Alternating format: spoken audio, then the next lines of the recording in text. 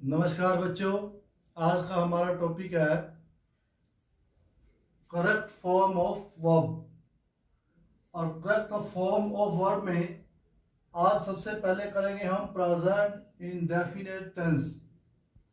Present indefinite tense जब हमारे पास वर्ब की करेक्ट फॉर्म भरने के लिए एग्जाम में आती हैं तो हमारे पास कुछ वर्ड्स होते हैं जिनके आधार पर हम ये पहचान कर सकते हैं कि ये जो टेंस है कौन सा है।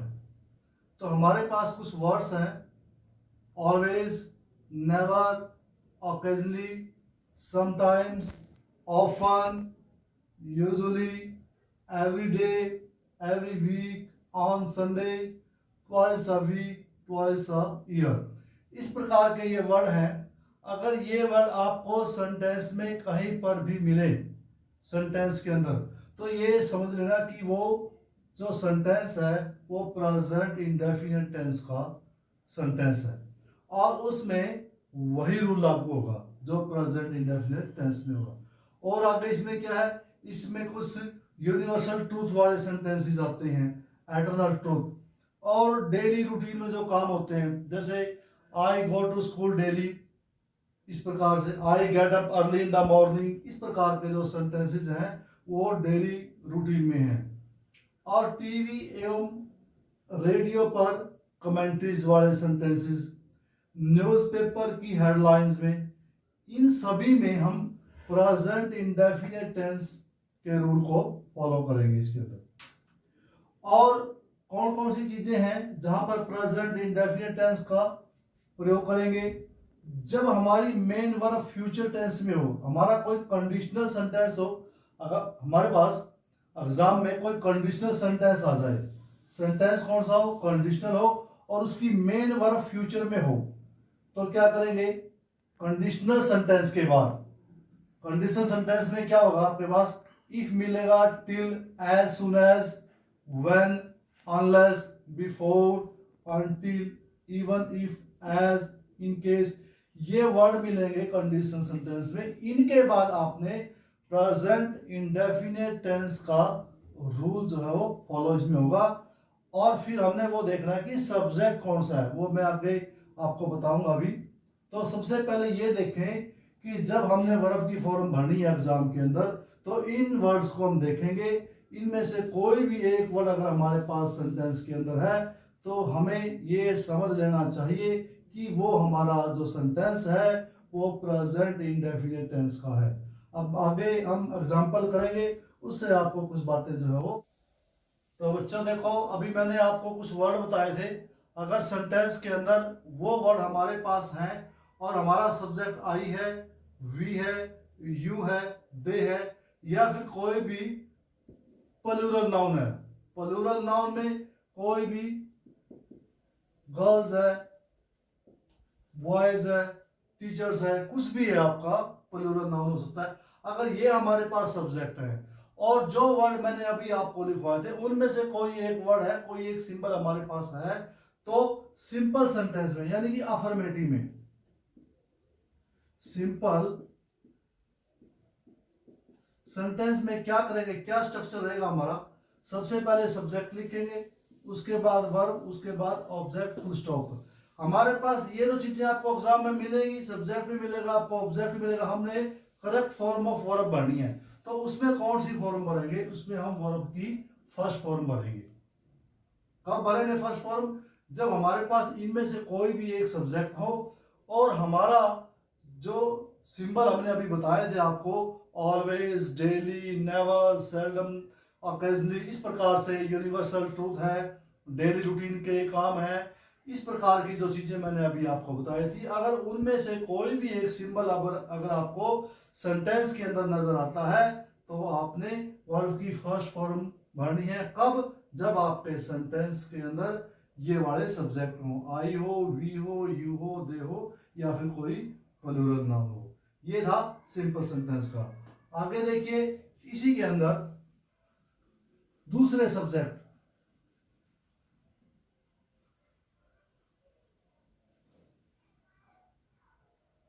दूसरे सब्जेक्ट कौन से हैं? अगर आपका सब्जेक्ट ही है she, it, any name या सिंगुलर नाउन।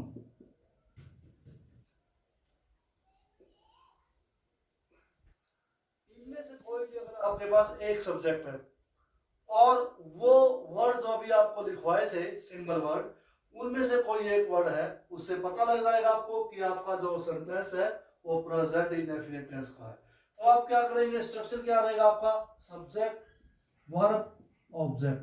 फिर आपने क्या करना है, वहां पर वर्ब की जो फॉर्म है उसके साथ, वर्ब की फर्स्ट फॉर्म के साथ एस या फिर ईएस लगाना है आपने जब आप सेंटेंस को फिल करेंगे। करेक्ट फॉर्म ऑफ वर्ब जब आप भरेंगे तो इस बात का आपको ध्यान रखना होगा कि कब जब हमारे पास सब्जेक्ट ही है, शी है, इट है या कोई नाम है या सिंगुलर नाउन है तो हमने ये स्ट्रक्चर अपनाना है। सभी के साथ आपने एस लगाना है। ईएस कहाँ लगेगा, जब आपकी वर्ब की फॉर्म की स्पेलिंग क्या हो, सी एच हो, H Z x double S S H, इनमें से जो वर्ब की फॉर्म की स्पेलिंग का जो एंड है यहां से खत्म होती हो तो आपने क्या करना है, ई एस का प्रयोग करना। आपने कैच है CATCH कैच, तो इसके साथ क्या लगाएंगे आप, ई एस। मान लो आपके पास ब्रैकेट के अंदर कैच वर्ब की फॉर्म दी हुई है तो कैच के साथ आप क्या लगाएंगे, ई एस लगाएंगे। वैसे अगर हमारे पास कोई और वर्ब है, राइट है, राइट के साथ क्या लगाएंगे, एस, राइट्स, क्योंकि इसके पीछे क्या आया हुआ है, ई है। तो हमने वर्ब की फॉर्म की स्पेलिंग देखनी है, उसका जो लास्ट जो डिजिट है, लास्ट जो अल्फाबेट है वो इनमें से अगर एक हो तो यस, अदरवाइज हमने एस का प्रयोग करना है। इस बात का ध्यान रखना। कब, जब आपका सब्जेक्ट ही हो, शी हो, इट हो, कोई नाम हो या सिंगुलर नाम हो। ठीक है, next.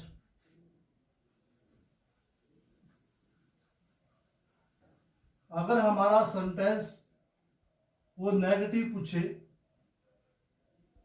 Correct form of verb में, अगर नेगेटिव पूछता है तो नेगेटिव में क्या करेंगे हम, जो एक नंबर पे हमने सब्जेक्ट लिखे थे उनके साथ हमने क्या लगाना है, डू नॉट, वर्ब की फर्स्ट फॉर्म, ऑब्जेक्ट और फुल स्टॉप। जो सेकंड नंबर पे हमने सब्जेक्ट लिखे थे उनके साथ हमने क्या यूज करना है, डज नॉट, वर्ब की फर्स्ट फॉर्म, ऑब्जेक्ट और फुल स्टॉप। ये स्ट्रक्चर रहेगा हमारा नेगेटिव सेंटेंस के अंदर। ये ध्यान रखना है बच्चों, जब भी आप करेक्ट फॉर्म ऑफ वर्ब भरें तो आपने सब्जेक्ट को देखना है कि आपका सब्जेक्ट क्या है। अब आगे चलिए, मैंने कुछ आपको कंडीशनल सेंटेंस की बात बताई थी। तो कंडीशनल सेंटेंस में देखिए, ये हमारा कंडीशनल सेंटेंस है।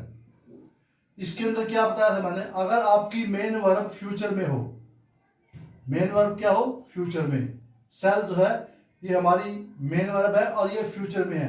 और उसके बाद मैंने आपको बताया था till, if, as, in case, even if, इस प्रकार के वर्ड मैंने आपको बताए थे। अगर वो हैं कंडीशनल सेंटेंस के अंदर, उसके बाद हमने कौन सा टेंस यूज करना है, प्रेजेंट इंडेफिनिट टेंस यूज करना है। अब देखिए, we shall wait till she arrives, verb की फर्स्ट फॉर्म के साथ एस लगा हुआ है।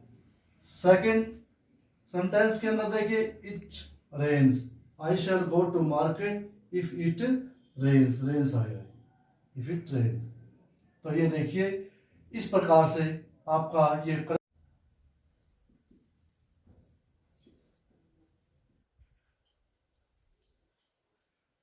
कभी हमारे पास इंटरोगेटिव सेंटेंस भी आ जाते हैं। इंटरोगेटिव सेंटेंस उसमें एग्जाम में करेक्ट फॉर्म ऑफ वर्ब भरने के लिए, तो उस स्थिति में हम क्या करेंगे, अगर हमारे पास सब्जेक्ट नंबर 1 वाले हैं तो उसमें क्या करेंगे, डू आपको सब्जेक्ट से बाहर रखना है, उसके बाद आपका सब्जेक्ट रहेगा, उसके बाद आपकी वर्ब की फर्स्ट फॉर्म रहेगी, उसके बाद ऑब्जेक्ट, साइन ऑफ इंटरोगेशन। ये चीजें तो आपको सारी ही मिलेंगी, बस आपने ध्यान क्या रखना है, डू को सब्जेक्ट से बाहर रखना है और वर्ब की फर्स्ट फॉर्म का प्रयोग करना है। इस बात का ध्यान रखना है। अगर आपका सेंटेंस वो इंटरोगेटिव है, वो क्या करेगा, वो यहाँ पर खालिस्तान छोड़ देगा। ठीक है, और ब्रैकेट में आपको वर्ब की फॉर्म दे देगा। सेकंड वाले जो सब्जेक्ट है आपके पास, उसमें क्या करेंगे, उसमें डज बाहर आ जाएगा, सब्जेक्ट से बाहर डज रखेंगे, उसके बाद सब्जेक्ट रखेंगे, उसके बाद वर्ब की first form, object, sign of interrogation. इसमें भी सेम चीज क्या है, वो यहाँ पर खाली स्थान छोड़ देगा और यहाँ पर ब्रैकेट में वर्ब की फॉर्म दे देगा जो आपने भरनी है। तो इन बातों का आपको ध्यान रखना है। अगर आपका सेंटेंस इंटरोगेटिव है तो आपने क्या करना है, बाहर डू और डज को निकालना है सब्जेक्ट से बाहर।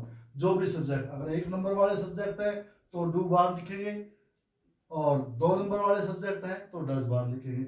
इस प्रकार से आज का ये आपका टॉपिक था करेक्ट फॉर्म ऑफ वर्ब, जिसमें प्रेजेंट इंडेफिनिट टेंस था। ये लगभग पूरा कंप्लीट हो गया है। कोई भी क्वेरीज है, कोई प्रॉब्लम है बच्चों, तो आशा है सभी बच्चों को समझ में आ गया होगा। अब बच्चे इस वीडियो को सब्सक्राइब अवश्य करें, लाइक करें। किसी बच्चे की कोई प्रॉब्लम है वो पूछें, और बच्चे वीडियो बिल्कुल ध्यान से देखना, समझना।